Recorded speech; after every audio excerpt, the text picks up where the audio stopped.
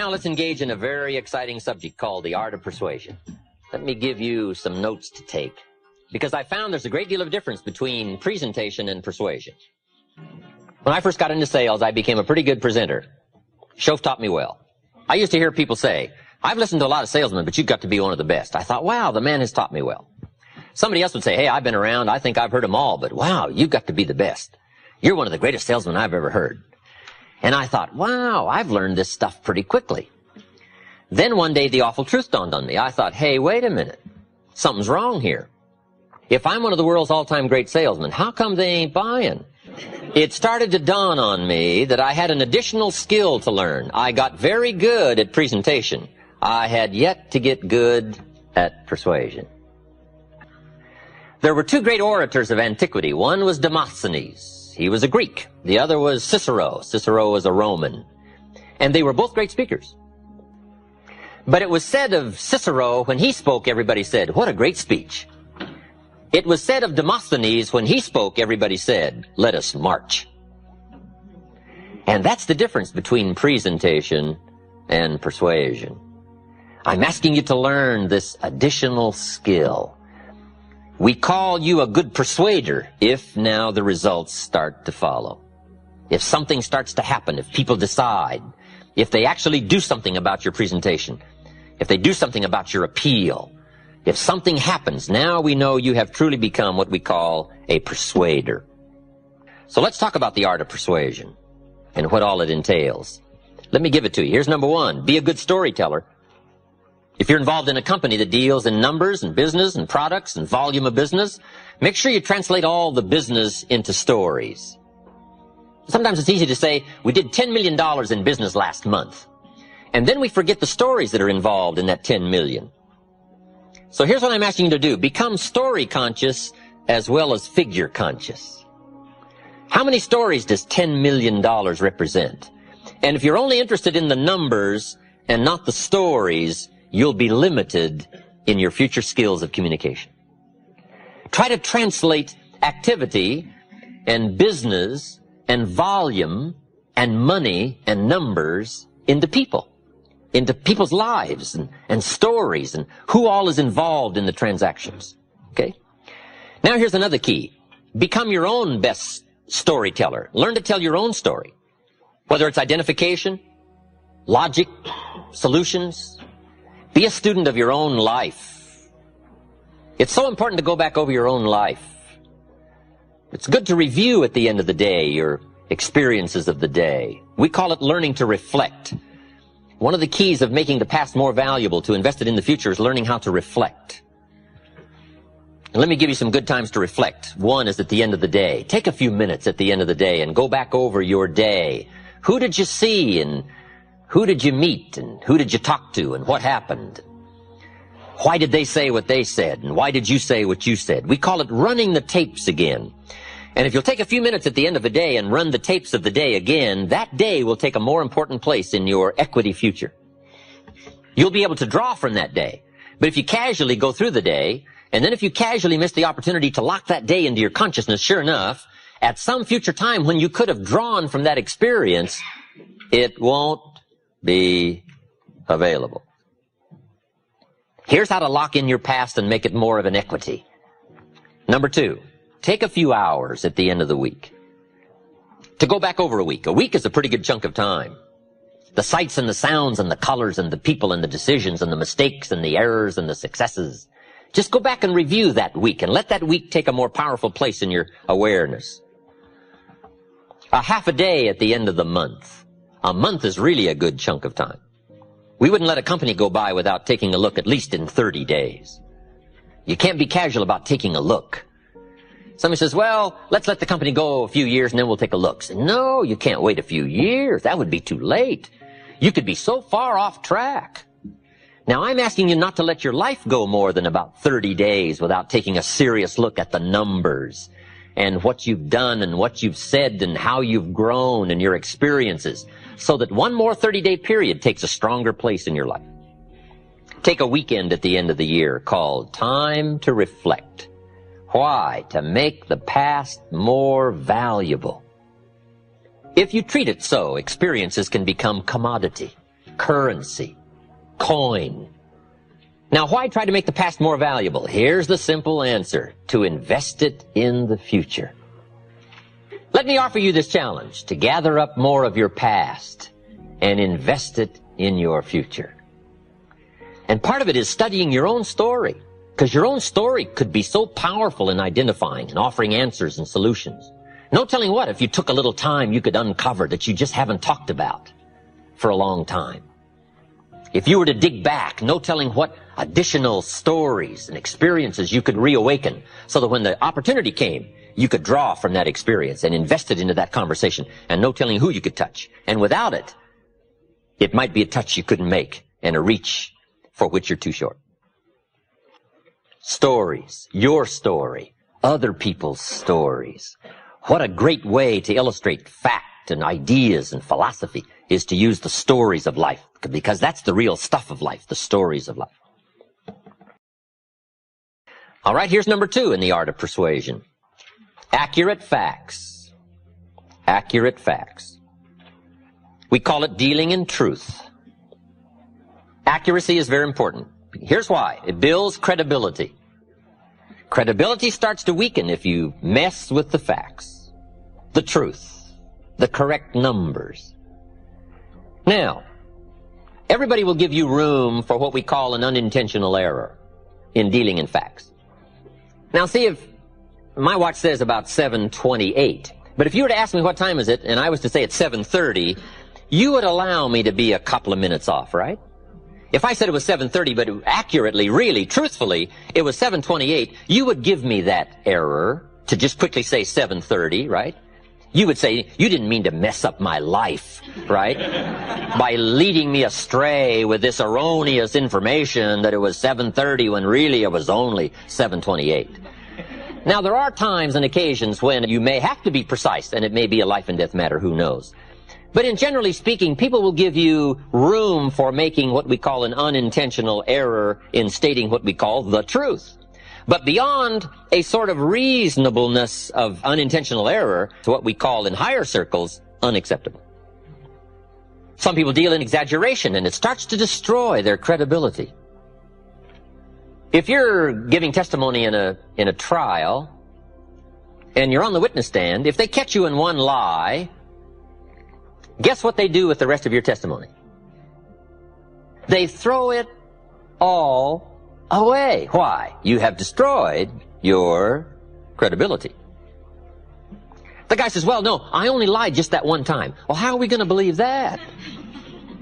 All it takes is one to now weaken your whole testimony, right? So here's part of the key in the art of persuasion. Dealing in truth. Dealing in fact.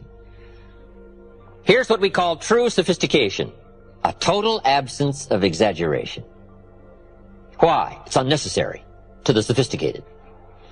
Here's what we call exaggeration. The childish attempt to make up for lack of self-worth.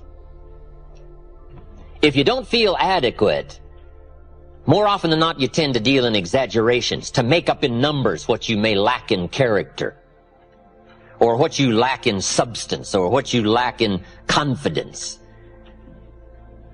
But if you start building character and confidence and precision of thinking and decision-making, and you have a sense of growing worth and value, you don't mind dealing in absolute truth and accuracy, because that's what counts.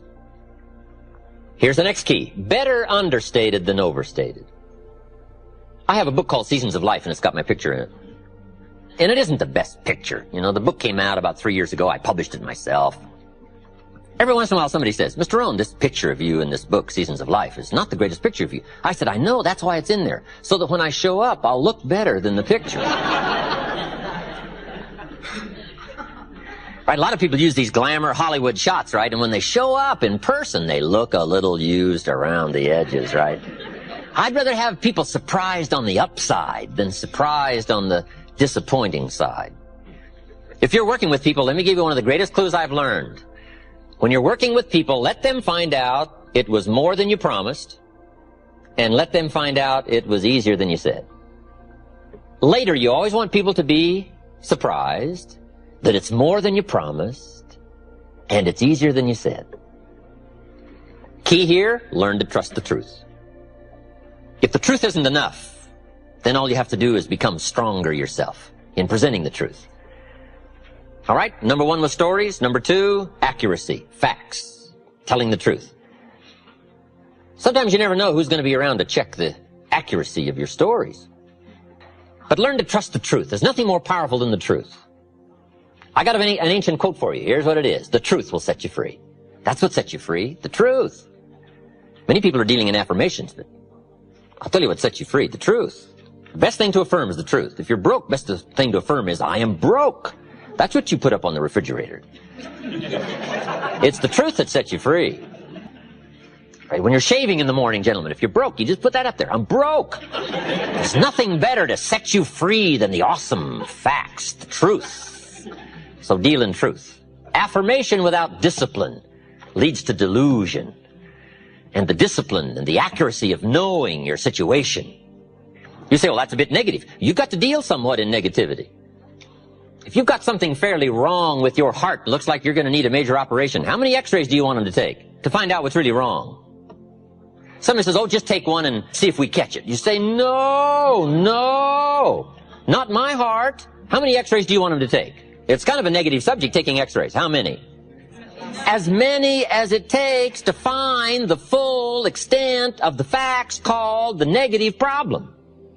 So best to state the truth. Now we can deal with truth. Now we can deal with the problem if we accurately state it and we take an x-ray that shows it in all of its insidiousness. Now we can go after it and we can effect a cure. Now we can start the positive treatment. But at first, you got to know the problem before you can find the answer. So dealing in truth, so important. It sets you free. Next in the list of key things to remember in the art of persuasion, I've got down here quotes. You might as well borrow somebody else's good language. If they've said it extremely well and you can use it to illustrate a point, just borrow it. I borrow everything I can borrow. All the stuff Mr. Schoaf taught me, I borrow all that. You know, try my best to give him credit for all the things he shared with me.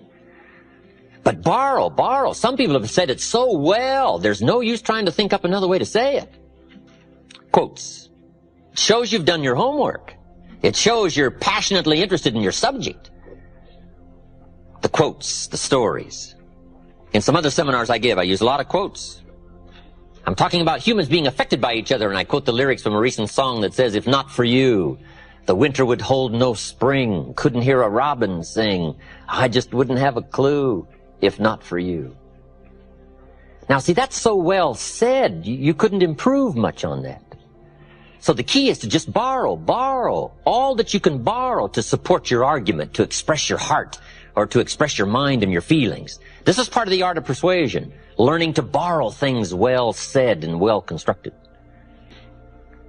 Winston Churchill said, the truth is incontrovertible. Malice may attack it, and ignorance may deride it, but in the end, there it is. See, that's so well said, and it's so precise. And it's so dramatic that you might as well borrow the drama that comes from the language just by exercising the quote. I talk about the brevity of life in one of my other lectures. The Beatles wrote, life is so short. And for John on the streets of New York, it was extra short. But see, those are powerful words. Elton John sings, she lived her life like a candle in the wind. Wow, you can't think of much better lyrics to describe how fragile life is and how brief it is. Right? Those are unique words, and the key is to learn the words and borrow the words and borrow the quotes to support your expressions, your communication, your conversations. Benjamin Disraeli said, nothing can resist a human will that will stake its existence on its purpose. Wow, that's powerful. We call this towering language.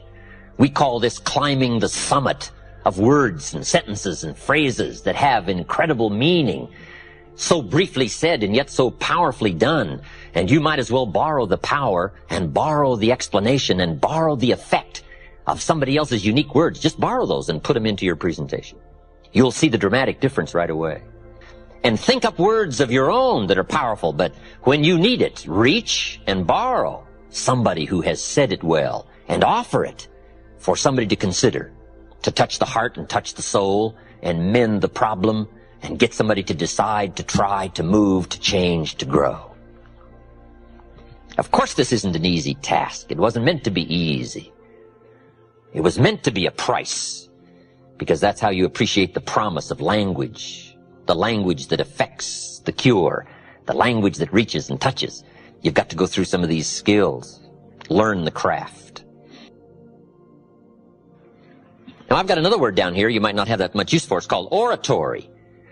Oratory is a dramatic way of saying something, to catch someone's attention, to drive the point home. But I do have a bit of oratory. One of my lectures, I'm dealing with the problem of complaining. I go through a whole list called the diseases of attitude. And when I get to the last one, complaining, I'm wanting to really make it clear. And I say, spend 5 minutes complaining and you have wasted 5. And you may have begun what's known as economic cancer of the bone. They will soon haul you off into a financial desert and there let you choke on the dust of your own regret. That's what we call a bit of oratory, right? Oratory. Just a burst, right? Now, you can't do 30 minutes of that, right? That'd be too much. But when the occasion calls for it, oratory, saying something in a more dramatic fashion. Here's the next one. This is very important in dealing in the art of persuasion. Straight talk. Doesn't almost everybody make the comment? Tell it like it is. And that was one of the great experiences I had in meeting this incredible gentleman, Mr. Schoaf, when I was 25 years old. Mr. Schoaf only went to the 8th grade in school, so we put things in very simple language. He said, Mr. Rohn, if you're 25 years old and you're an American male and you've been to high school and 1 year of college and you're not at least a third of your way towards your fortune, he said, isn't something wrong? Now, see, I'd never looked at it like that before. As being wrong, he said, something's wrong, right? And he said, there's nothing wrong with the country and nothing wrong with the companies and there's nothing wrong with the banks and the money, but there's something wrong with your plan. There's nothing wrong with you, but there's something wrong with your thinking, something wrong with your plan. You bought the wrong story. You bought the wrong formula. And it's easy to wind up a nice person and broke. It's easy to wind up sincere and poor. I'm telling you, you can be sincere and poor, and you can work hard and be poor if you buy the wrong formula, buy the wrong plan. You didn't add up the percentages. You never took out the calculator. You never counted the cost, as an ancient phrase says. Now, see, that kind of blunt, straight language really helped to uncover where my problem lay. Let me give you one of the most clear formulas he gave me that helped to change my life. We deal in what we call basics in one of my lectures. Basics, fundamentals. And there's just a few fundamentals. And there aren't any new fundamentals. You got to beware of somebody who says, I got a new fundamentals. And no, fundamentals are old. Here's one of the greatest of basics and fundamentals. It comes from an ancient Bible phrase. Here's what it says. Whatever you sow, you will reap. We call it simply the law of sowing and reaping. Right? Simply put, the law of sowing and reaping. Now then, Mr. Schoaf said to me, Mr. Rohn, there's another way to quote this law that may very well help to discover where the problem lies. I said, okay, I'm ready. Here's what he said. It's also quoted like this. Whatever you reap is what you've sown. I thought, wow, I never thought about that. Now there went my list of all the things I blame for my current circumstances. If you don't like the crop, who do you look up? Answer, whoever planted it. And where do you find who planted your crop? Answer, in the mirror. That's where you go come fall, come harvest time. You go to the mirror. And if necessary, you say, a few skinny carrots? I got to be unimpressed. Where were you last spring? Asleep. Didn't you read the books? Did you break your hoe? This is talking straight. This is telling it like it is. I asked the question last night, am I reading enough books or am I not? If I engage in my current financial practices, will it take me toward the fortune I would wish for in the next 10 years or will it not? If I keep up my current health practices, will I have the vitality and the health and the vigor to do all the things I want to do 5 years from now? Will I or won't I?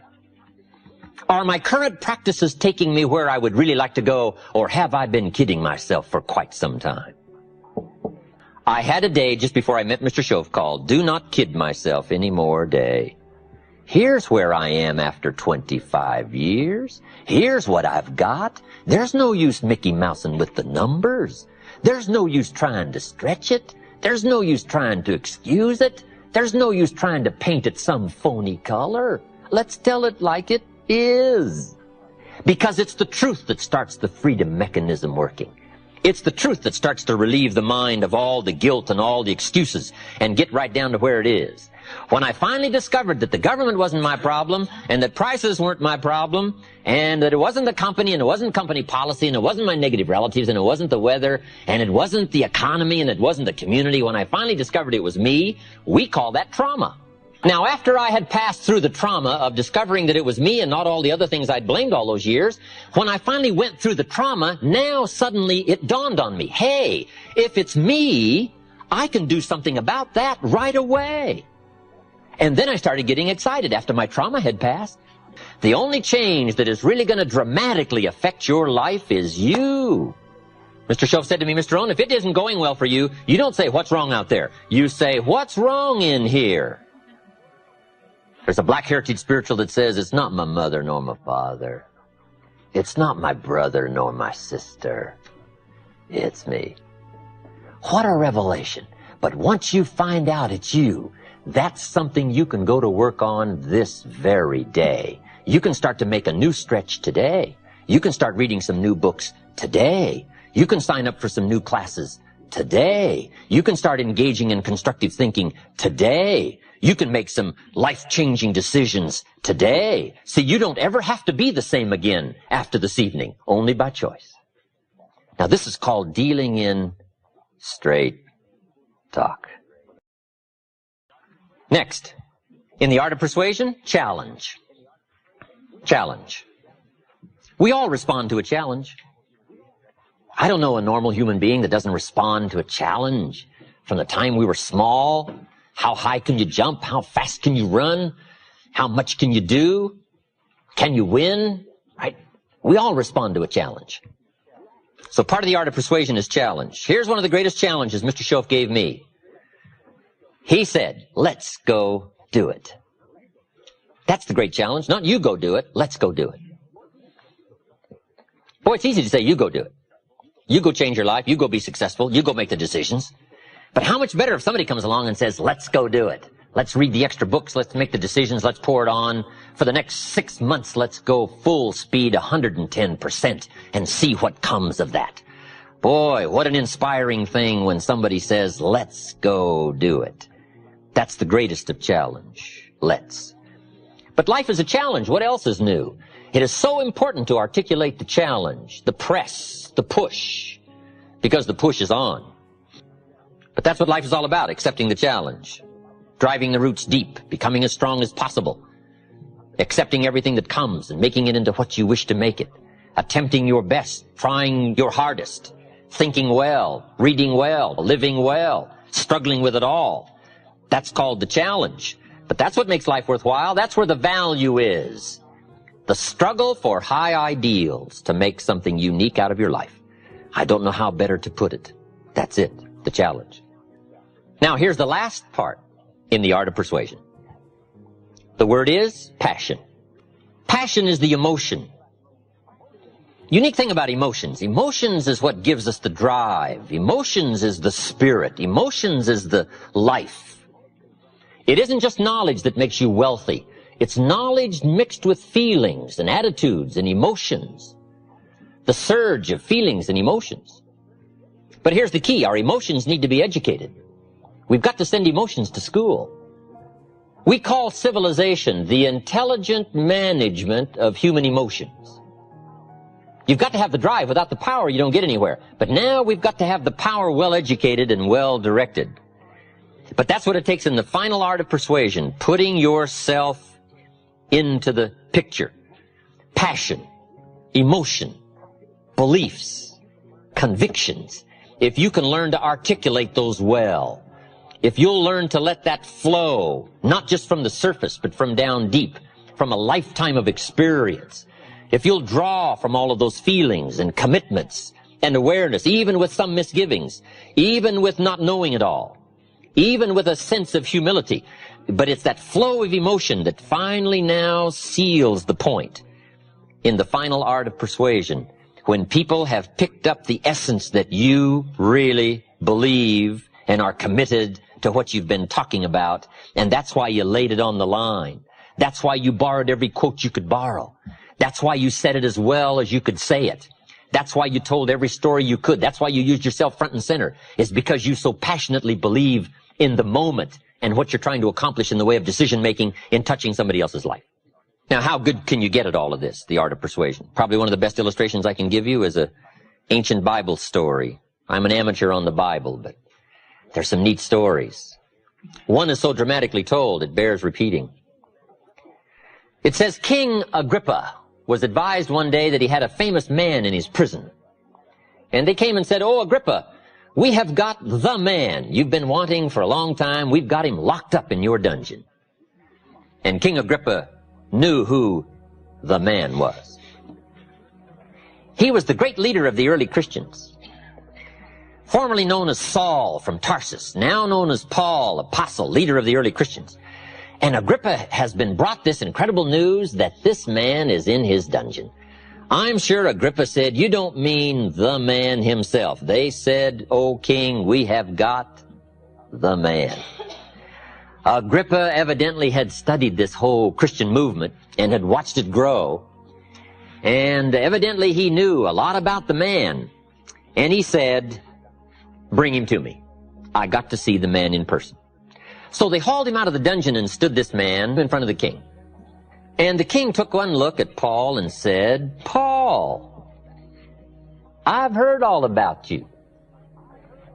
Unfortunately, you find yourself in my dungeon. But what is going on here? What is this Christian movement? Why are all these people willing to give their lives for this incredible cause and willing to sacrifice? It's growing like a prairie fire, spreading like wildfire." He said, "What's going on here? What is happening? What is this Christian thing? What about you?" And Agrippa said, "Tell me your story." He shouldn't have asked. Right? One more time. With eloquence to spare. And if you're a good reader of drama and stories, this is one of the most important ones to read in all of literature and history. He gave the greatest example of somebody who knew how to use the language to tell his story. And he went through and told his story. He said, "I used to hate the Christians. I was known as Saul from Tarsus. And then one day I'm making it for Damascus. This great light shines out of heaven, knocks me flat, grinds my face in the dirt, and blinds me for 3 days." He told the story with eloquence and precision and drama. And then he said, "I was finally persuaded to be a Christian, became a leader, and now the people I hated I now love." He went through the whole scenario, and he wrapped up his presentation to King Agrippa by saying, "O king, I only now have one request." And Agrippa said, "Pray tell, what is that?" And the great man said, "My request is, I wished you were just like me. I wish you had what I got, except for these chains. I don't wish these chains on you, but for the change, not the chains. If you could see what I can see, if you could have what I've got, that would be my greatest wish." What an occasion. What a chance for eloquence. What a chance for precision of language. What a chance to relate your experiences and pull from the past and relate it to the future and bring it to the drama of the present.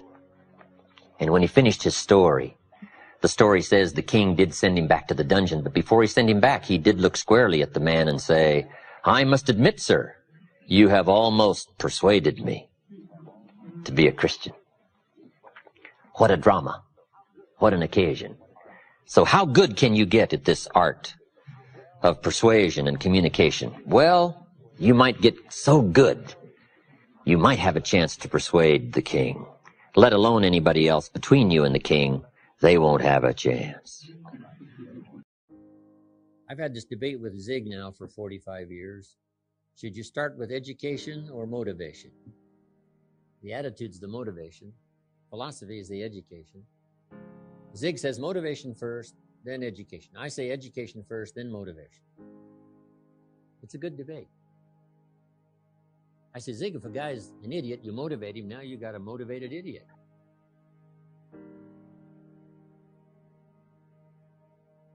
So score one for me. But now Zig comes back. Here's what Zig says. Yes, but you have to be motivated to be educated. That's very good.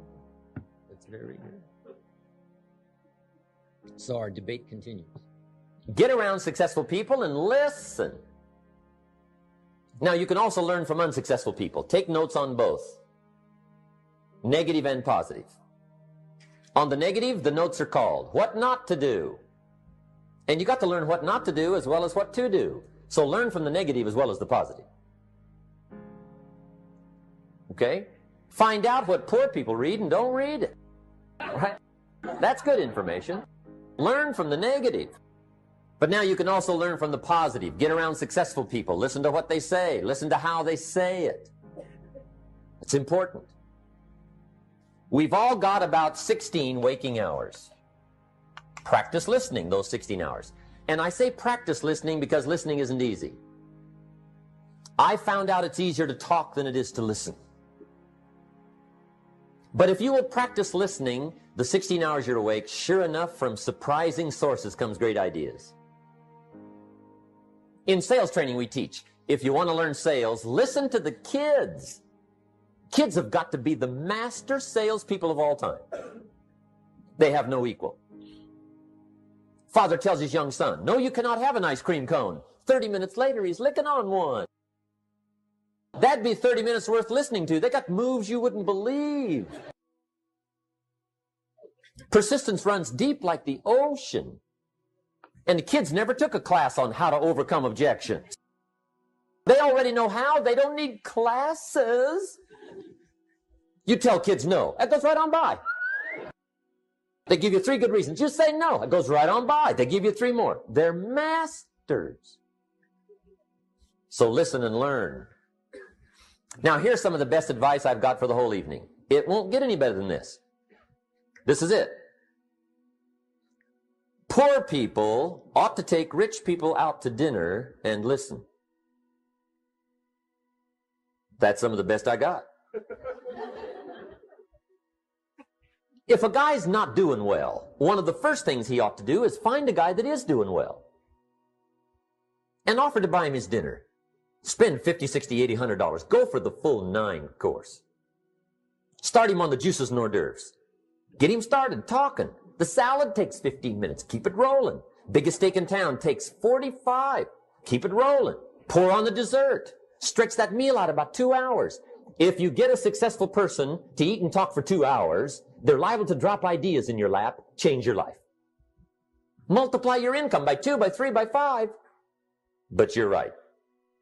Poor people don't usually take rich people out to dinner. That's the problem. The guy said he's rich, let him buy his own dinner. I'm not coming up with any money. And he says, besides, you work where I work. By the time you struggle home, it's late. You're lucky to get your own supper, let alone running around trying to find a rich man to feed. And the guy's behind on his house payment. Good worker, hard worker, sincere. But you got to be better than sincere. Work hard. You wind up broke. You got to be better than a good worker. You got to be a good listener. And remember, what you read and what you hear, put the good stuff in your journal. Now, here's the third way to find out how to change your life. And that's to observe. You can pick up a lot of ideas just by watching. Get around successful people and watch. Here's why. Success leaves clues. Watch how the man shakes hands. Watch how the lady responds. People who do well do certain things over and over and over and over. And if you're clever, you can pick them up. Watch it all. If a guy's making $10,000 a month, I'd watch how he walks. Maybe that's it. Copy his funny little walk. Somebody says, well, that's kind of a silly walk. Say, it's 10,000. I haven't got the money yet, but I got the walk. It's bound to start somewhere. What I ask you tonight is to be unusual and be a good observer of what's going on. You can pick up ideas that can change your life starting tomorrow. Just be a more careful observer. Now remember, there's two ways to see. One is called sight. See with your eyes. The other one is called insight. See with your mind. See with your eyes, you'll see things. See with your mind, you'll see answers. Put your eyes and your mind to work. And the best advice on developing sight and insight is pay attention. Don't miss anything. In the weekend seminar we teach, one of the greatest fatalities to success is preoccupation, lack of concentration. The guy's mind wanders. See, you wind up average. You've got to learn to zero in and concentrate. I read a good article one time, Reader's Digest. The title was, Wherever You Are, Be There. Excellent. Don't miss anything. Find out how things work, but it's so very important finding out. And I've given you 3 ways to find out. Okay, number 1 was find out how things work. Here's number 2. Go to work.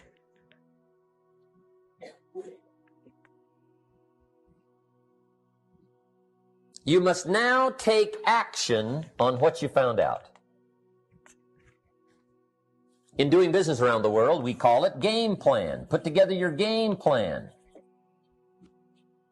One of the major things we teach on the weekend seminars, game plans. How to game plan your office. If you're in sales, you need a game plan. Kids need a game plan. You need a home game plan, social game plan, a business game plan. Everybody needs game plans. Financial independence, game plan. Your investment, game plan. Don't think in your head. Put it on paper. Don't operate out of your mind. Operate from paper. I often ask somebody, what are you going to do the next 6 months? And somebody starts to tell me. I say, no, don't tell me. Show me. Show me your game plan for the next 6 months. Then I can look at things and maybe I can help. But you got to operate from paper. Put it on a game plan. Take action on what you found out. Now here's the best word I know of to go with action. Massive. See, that'll change everything. Massive action is called the cure-all. If you're going to make calls, make a few thousand. If you're going to make contacts, make a few thousand. If you're going to knock on doors, knock on a few thousand. See, that'll change everything. Here's the language of the poor. I'll try it a time or two and see what happens. It's the way poor people talk. The guy says, well, I'll give it 30 days. 30 days. You could guess his bank balance. You've got to have a better game plan. So here's one of the major things to do starting tomorrow. Take a look at your game plan. If it isn't loaded with massive action, change it tomorrow. Action. The formula really works like this. Pick up a good idea, take heavy action. Pick up a couple of good ideas, take heavy action. Take heavy action on a good idea. Right? That's the ratio. Now here's the key. Don't wait till you've learned 2,000 or 3,000 things. Because that way you'll use up all the time. And you could wind up smart and broke. And hey, it's okay to be dumb and broke. But if a guy's smart and broke, that's pitiful. Don't let your learning lead to knowledge. You'll become a fool. Let your learning lead to action. You can become wealthy. And there's many kinds of wealth. I understand that. Not just money. Money's one of the least of all values.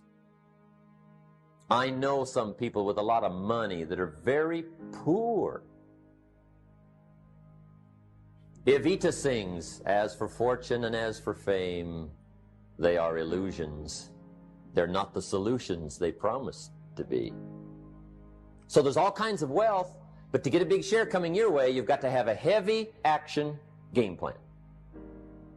Don't try to beat the system. Find out how it works, work it, but don't try to beat it.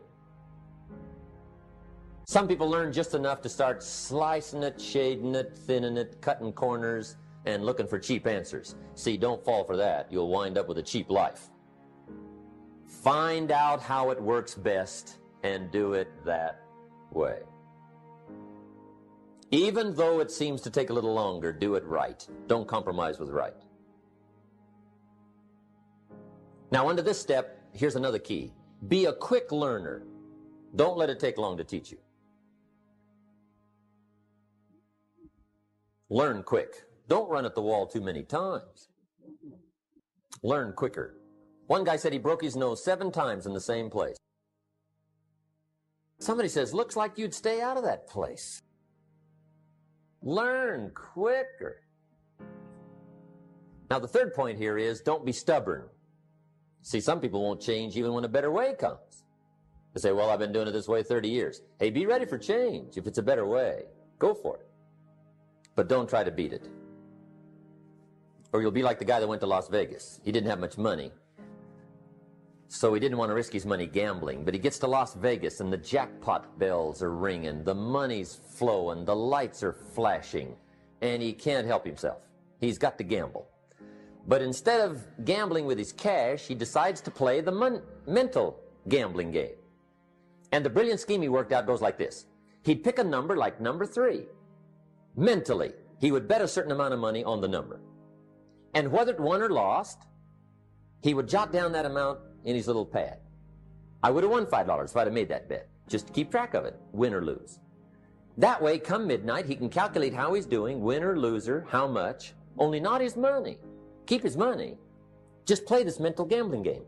So here he is around the gambling table, everybody else shelling out their hard-earned cash. He's got this brilliant scheme. Instead of betting with his money, he's betting with his mind, and he lost his mind. Which means don't try to beat the system, I guess. Now that we find ourselves on the spinning planet, you just have to learn what I call the setup. Learn the setup. Life's setup. Now, we didn't set it up, but we're here, so you got to learn it. And we should learn the setup for 2 basic reasons. Number 1, to keep from getting hurt. It's one of the major reasons for learning, so you won't get hurt. See, economically, socially, personally, you can get hurt just not knowing. Ignorance is not bliss. Ignorance is poverty. Ignorance is tragedy. You got to know, or you're going to get hurt.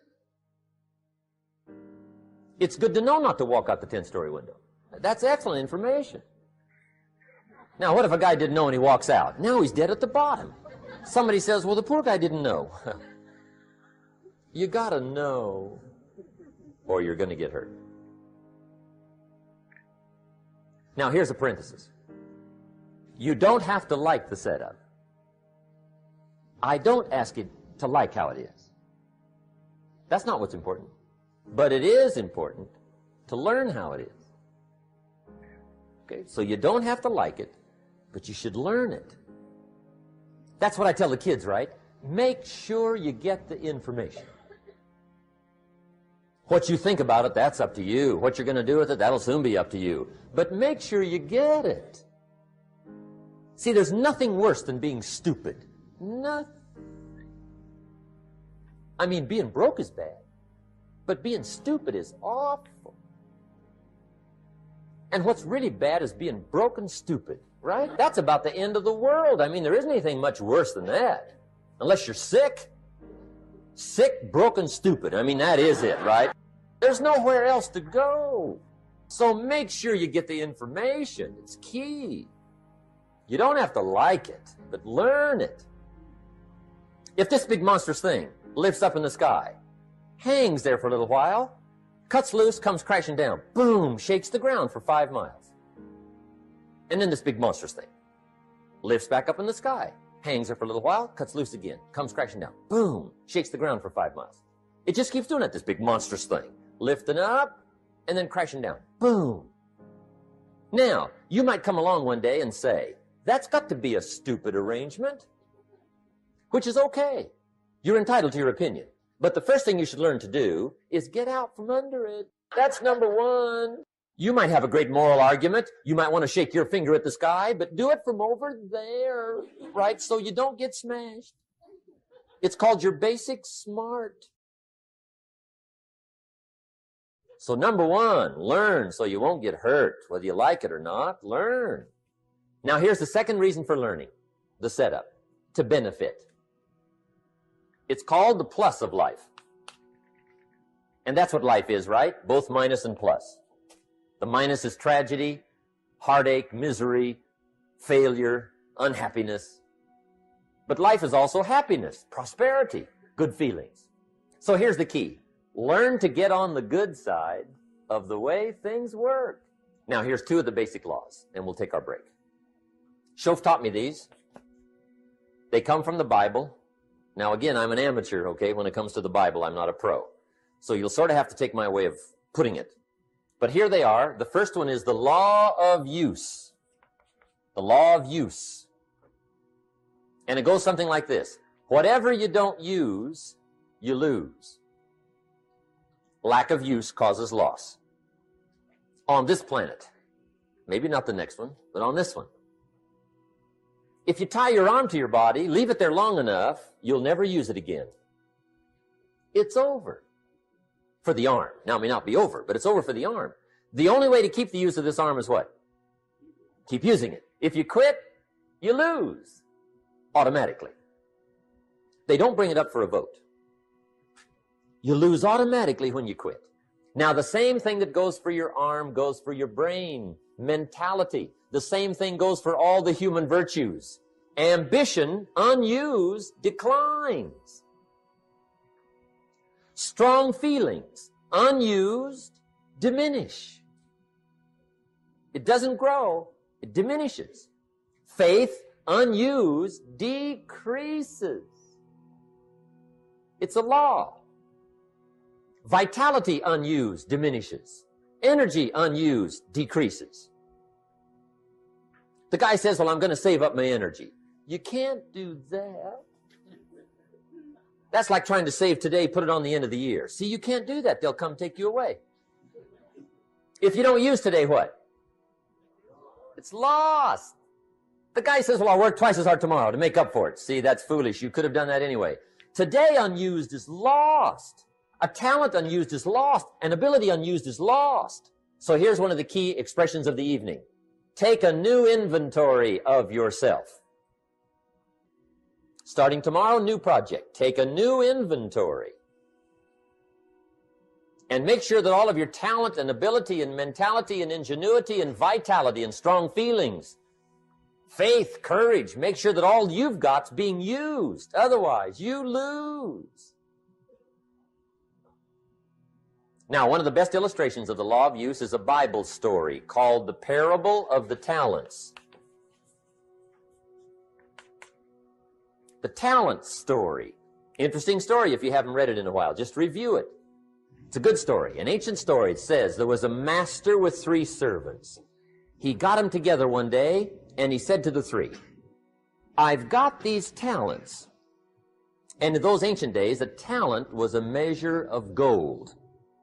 And he said to the 3 servants, take these talents and see what you can do with them while I'm gone. He said, I'm taking a journey and I'll be gone for a while. When I come back, we'll get together, go over the book, see how you did. He said, here's 5 of these talents for you. 5. Here's 2 of them for you. 2. And here's 1 for you. 1. The master said, take those talents, see what you can do with them. When I come back, we'll get together, we'll go over it all. The servant said, okay, master takes off. According to the ancient story, the master comes back from his trip. When he gets back, he gets the 3 servants together, and as he said he would, he asks, how did it go with those talents? You were 5. What happened? That servant said, well, I took the 5 talents you gave me, and I put them to work. A little shaky at first, but he said things finally got rolling, and he said, I poured it on. And he said, my talents grew to 7, 8, 9, 10. He said, I doubled my talents from 5 to 10. Books will show. Master said, one heck of a job. Or something like that. He said, I gave you 2 talents. What happened? That servant said about the same thing happened to me. I put those 2 talents to work, poured it on. They grew to 3 and then to 4. He said, I doubled my talents from 2 to 4. Books will show. Master said, well done. He said, I gave you 1 talent. What happened? That servant said, well, I took the talent you gave me, and I carefully wrapped it, and I dug a hole and buried it. And camouflaged it, I suppose, right, so nobody would steal it. And he said, fortunately, nobody got it. And he said, I knew you were going to be here today, so I dug it up. Here it is, safely wrapped. I did not lose it while you were gone. According to the ancient story, the master said, take that talent away from him and give it to the man that's got 10. Now you might say, well, I don't like that arrangement. The poor guy's only got 1 talent. He's already got 10. It ought to be more even. Remember, I didn't ask you to like it. But this one I would ask you to learn, because it simply means whatever you do not employ, you forfeit. It's a law. So learn well the law of use. Now here's the second one, and we're going to take our break. Second law from the Bible. This one we've heard since we were small, I'm sure. It's called the law of sowing and reaping. In fact, we've probably heard it so often we could quote it. It says, whatever you sow, what? You shall reap. Fairly blunt, hopefully clear. Here's my first suggestion on the law of sowing and reaping. Don't try to beat it. You might as well try sitting on the sun in the morning. Keep it from coming up. You'll have better luck. Whatever you sow, you reap. Now, for a fair share of my life, I'm a bit mixed up on how all this applies. Among a lot of things I was mixed up on. I knew I wasn't reaping too good. That I understood. My problem was I was confused about what was causing it. Remember me with the funny list? I thought those are the reasons why it isn't working out well. And then Mr. Schoaf gave me the clue that helped me figure it all out. He said, Mr. Rohn, I have another answer for you. There's another way to quote this law that'll show you where the problem is so you can go to work on it right away. All you need to know is where the problem is. Then you can go to work on it. So he quoted me the law another way, and I found out what my problem was. Here's the way you quote the law. Whatever you reap is what you've sown. Now I knew what my problem was. Whatever you reap is what you've sown. If you don't like the crop, who do you look up? Answer, whoever planted it. And where do you find who planted your crop? Answer, in the mirror. What I finally learned to do come fall was to go to the mirror. That's where you go. And if necessary, you say, a few skinny carrots? I got to be unimpressed. Where were you last spring? Asleep? Didn't you read the books? Did you break your hoe?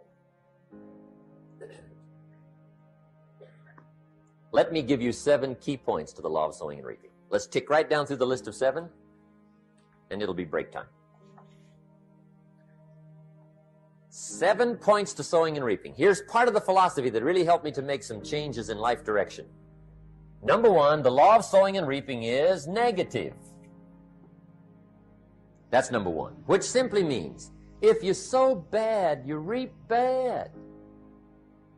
Now, this is kind of 3rd grade, but it doesn't hurt to go over the basics. If you plant thistle seeds, you don't get pumpkins. Honest, no use looking for pumpkins.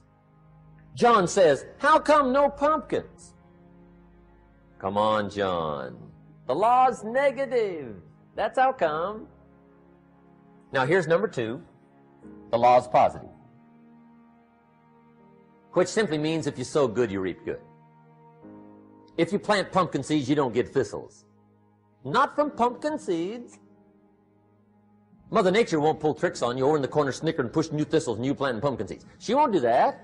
You will get pumpkins from pumpkin seeds, and the reason is because the law is positive. Now here's number 3. I got excited when I found out the full dimension of this.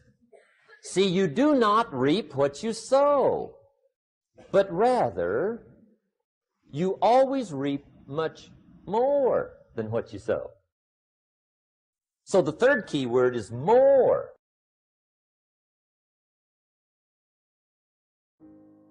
You don't get back what you put out. You get back much more than what you put out. And it works both positive and negative. On the negative side, it said, if you sow to the wind, you reap the whirlwind. So you've got to get ready for that, or you will be naive. See, anybody can, whether you will or not. See, that's the question. And here's a good question to ask. We are all buying somebody's plan. The question is, whose? Who's got you talked into doing what you're doing? Who's got you talked into your present plan? See, 10 years from now, you will surely arrive. The question is, where? But see, anybody, if you want to, can go searching for a good plan, pick it, and start working it. And sure enough, as the time passes, as it surely will 5 years from now, 10 years from now, then you'll be winding up wearing what you want to wear, driving what you want to drive, living where you want to live, become what you want to become. But now's the time to fix the next 10 years. And who can? Anybody. Here's number 6. The 6th key to sowing and reaping. This is leveling with you now, as we promised to do. There's one thing better than the truth, and that's the whole truth. And here's part of the whole truth of the law of sowing and reaping. Number 6 is, you could lose. There are times when you just lose, no matter what you do. It's that kind of planet. You reap what you sow, yes, but... what does that mean? Yes, but, well, the farmer plants his crop in the spring, takes care of it all summer, loves his family, works 10, 12 hours a day, 6, 7 days a week, is an honorable man. Come fall, he's got a beautiful crop, and he deserves every bit of it. But the day before he sends the combines into the field, a hailstorm comes along and beats it all in the ground, which means you lose. Somebody says, well, what did he do wrong? Answer, nothing. It's just that kind of planet. Sometimes it's going to hail on your crop and rain on your parade, so you got to get ready for that or you will be naive. That's just part of the life arrangement. And don't press me why. I was not in on some of the original decisions here, so I don't know how it got set up. But there's just times, sometimes you lose. That's part of life. But now here's number 7. The 7th key to sowing and reaping. And it goes like this. It's just another way to quote the same law. And it goes like this.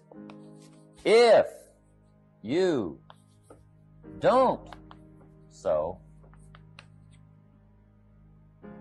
that's just another way to quote the law. If you don't sow, what? You don't reap. You don't even have a chance. So if you looked at your game plan tomorrow, you might come to the quick conclusion, I got to get some sowing going. How true. Get you some sowing going. And remember, you've got plenty of time. You've got all the time there is. Some people spend enough TV time to make a fortune. The latest article on television watching in this country, according to the latest article, the average television is on in this country in every household 7 hours a day, called the Big 7. I asked a guy one time what his TV cost. He said about $450. I said, you forgot to look at the price tag. He said, what do you mean? I knew he was a TV watcher. I said, that television costs you, in my opinion, at least $12,000 a year to watch it. not to own it. Owning it's cheap. Watching it is what's expensive. And I said, hey, $12,000 a year is too much to pay to watch TV. That's too much. Pay a little, but not $12,000. And he's the guy that said, I hope pay TV never comes. Okay. We're trying to cover an awful lot tonight. I realize that. But my time schedule is such that we just have to sort of give it all to you and let you sort the rest out. I wish we had plenty of time for questions and answers and that whole thing, but our time is just limited. But we are trying to go through an awful lot, I realize that. But looks like everybody's getting it. This is about the note-takingest crowd I've seen in a long time. Incredible. Does anybody have 5 pages yet? Anybody? Oh, fantastic. Incredible. Okay. Maybe you heard the story about the preacher down in Texas, southern part of the country. He was an evangelist back in the horse and buggy days. And he was very good at being an evangelist. And a lot of people used to come and hear him preach. And one day he put up his tent in one of these Texas towns and expected a big crowd as usual, come and hear him preach. And he got there, first night of the tent revival, walked in. 7:30, time to start. And to his surprise, the tent was empty. He thought, well, something must be drastically wrong. So he waited till 7:45, nobody showed up. 8 o'clock, zip. Finally, 8:15, one lone cowboy wandered up on his horse, tied his horse up outside, came in, sat down on the front bench, right, waiting for something to happen. The preacher thought, well, at least I better go down and talk to the cowboy. So he walks down, talks to the cowboy, and he says, Cowboy, I'm the preacher. And he said, I don't know what to tell you. Something's gone wrong. He said, this tent was supposed to be full of people. He said, I'm embarrassed. He said, you're the only one that showed up. And he said, I really don't know what to do. And the cowboy said, well, I'm not a preacher, so I really can't tell you what to do. You know, he said, I'm just a cowboy. But he said, I know this, if I went out to feed my cattle and only one showed up, I'd at least feed it. The preacher thought, hey, the cowboy is right. If you've got a good idea to share, you should share it, if there's 1 or 1,000. So he got kind of inspired by this conversation, and he jumped up on the platform and started to preach. As if the tent was full of people, just exploded. And he went for an hour and 15 minutes, just kept rolling. Finally, he quit. And when he finished, he came down off the platform and talked to the cowboy again. Says, well, cowboy, what did you think of my sermon? And the cowboy said, well, I'm not a preacher, so I really can't tell. You know, he said, I'm just a cowboy. But he said, I know this. If I went out to feed my cattle and only one showed up, I'd feed it, but I wouldn't dump the whole load on it.